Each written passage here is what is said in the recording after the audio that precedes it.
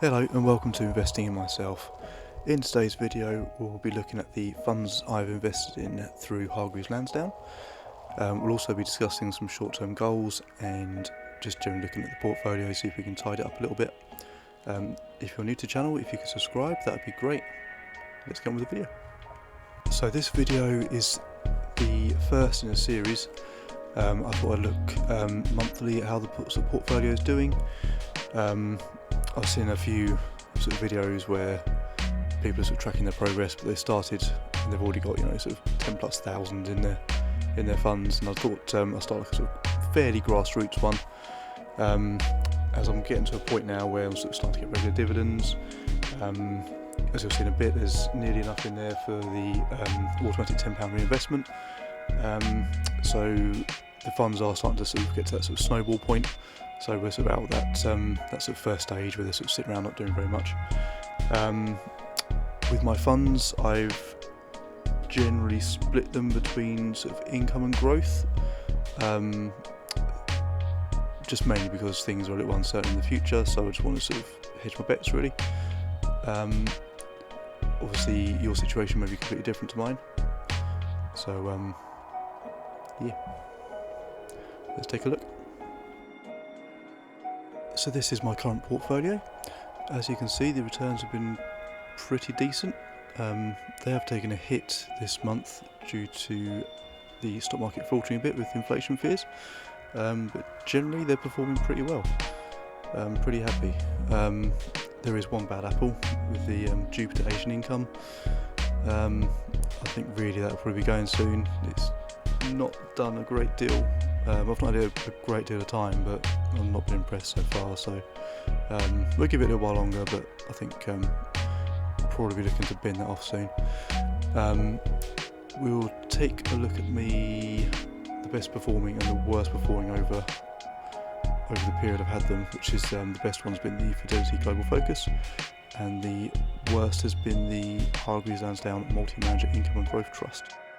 So let's take a closer look at those two funds. So first up we have the Fidelity Global Focus. We'll start with the positive. This has been my go-to for the last couple of years. It's performed really well. As you can see, it's been an overall gain of £182, pretty decent. It is my biggest holding currently. I think it probably will be sort of moving forwards too. It performed well during the pandemic, as you can see from the graph there. It did drop as it did, but it did recover really quickly. It's also netting me a fairly decent income, which we'll see in a little while as well, so I've got that regular income from that too. So yeah, pretty happy. Let's move on to the next. So this fund is the Hargreaves Lansdown Multi-Manager Income and Growth Trust. This was the first fund that I bought, and to be honest I put it down to just inexperience. It's not performed well at all, as you can see. I think I've owned this now for 3 years, I believe it is. Overall gain of £1.42. It took quite a big hit with the crash due to COVID. It's taken a very long time to recover, as you can see, and hasn't really done a great deal since. Seeing as it's finally got me a very slight return, I think it's time to bin this one off and reinvest, or maybe hold as cash for a little while. But yeah, I'll discuss that in a second. Let's move on.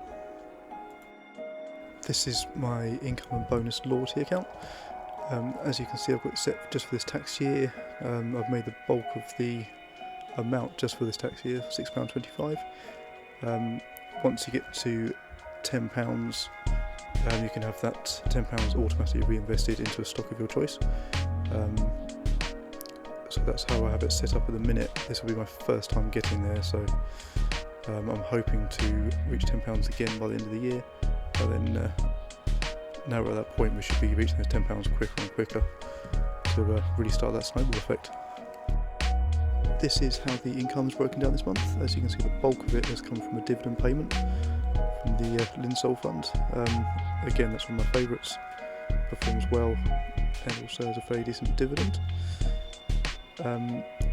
The second best comes from the Fidelity Global Focus, which I mentioned earlier. As you can see, you get a fairly decent monthly return on that as well as decent growth through the fund. These are the dividend payments I've received so far this year.